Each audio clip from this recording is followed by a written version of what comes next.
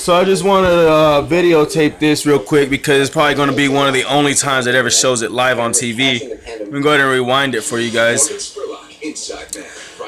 This is involving the suicide bomb and assault that injured 147 and killed 36 people. Today, I believe, or yesterday, I don't know. I gotta find that out right now. But I just seen it, and right off the bat, after seeing it, you can tell that it's fucked up. First of all, I want to point out the fact that when this guy is shot, his gun slides, and even the anchor man notices that and says something, acknowledges it and everything.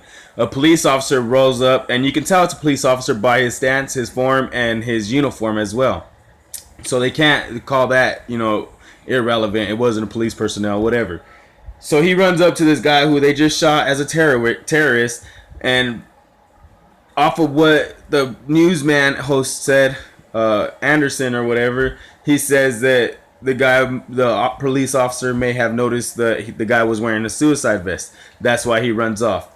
Well, if you look, and they even say it looks like he was shot again after he was laying there. His gun had slid off, and the officer ran away after allegedly witnessing the guy was wearing a suicide vest. The funny thing about it is, why are you going to shoot somebody down that is already down? The gun slid away. Even if they got a suicide vest, okay, cool. Let them blow themselves up, get everybody away as fast as possible. But why turn around and shoot them again after they're already down and injured and surrendering, per se? I just think it's ironic. So go ahead and check it out, and you be the judge. 10 on CNN.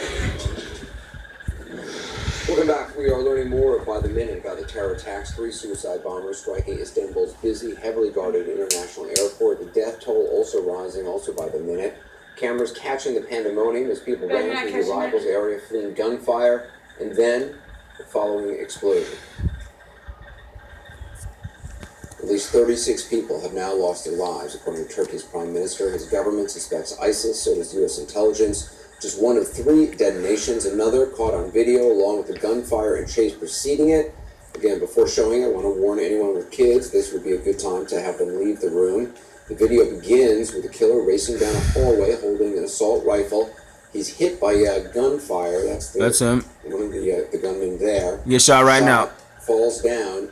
You see his gun slides away, his rifle slides away. You then see law enforcement personnel, assume it's a law enforcement personnel, approaching him. Whether he's shot again is unclear. Then the policeman runs away, probably after seeing a suicide vest. And then it seems there may have been another shot right there, and then the detonation.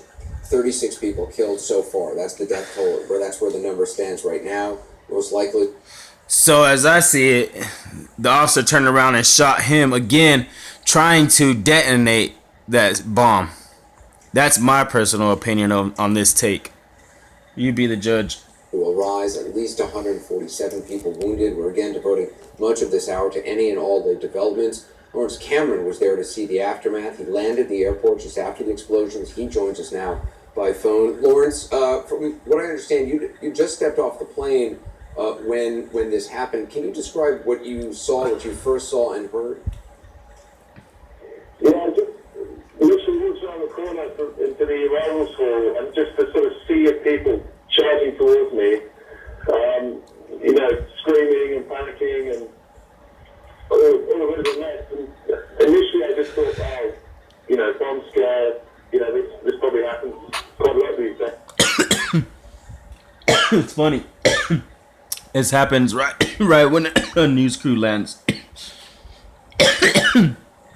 I once knew a wise guy named Dwight Thomas who once told me that these camera crews are put in these countries and other areas and even in our homeland, and people are hired, actors, extras, things like that.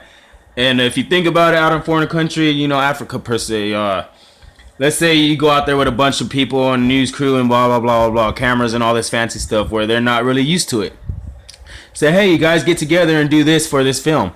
We're going to do for America. Okay, they're all happy. You know what I mean? They all do it. They all act it out. My opinion, the reason why this guy died is because he was part of something like that and he knew the truth. And they wanted to silence him because this news crew actually went to do a documentary, a video of entertainment for Americas, for CNN, for the news, for media, for distraction, whatever you want to call it. But like I said, it's all entertainment, and it's just bullcrap that everybody's just blind to it. They're not. You're not even blind. You're just like you just don't care, and you should, because I mean you want to be free. You want to talk about how nobody runs you, nobody does this to you, nobody tells you what to do or where to go, how to eat, how to sleep, what to eat, where to eat, what to watch. Man, shut the fuck up, all y'all fucking idiots. Who the fuck you think is running the show? Fucking government. Wake the fuck up. Why do you need them? It soon became quite apparent that actually something was very wrong. Pretty sure you're able to wipe your ass by yourself, right? Had all the detonations already occurred, as far as you know? The government's not there with a wipe in their hand saying, "Come here, child. Bend over, let me wipe your butt for you. Let me clean that tushy." No. You know why? Because you don't need them. You know how to do it. All the airport staff had gone, or sort of, hustling people past down the corridors. Y'all be the judge of this, though.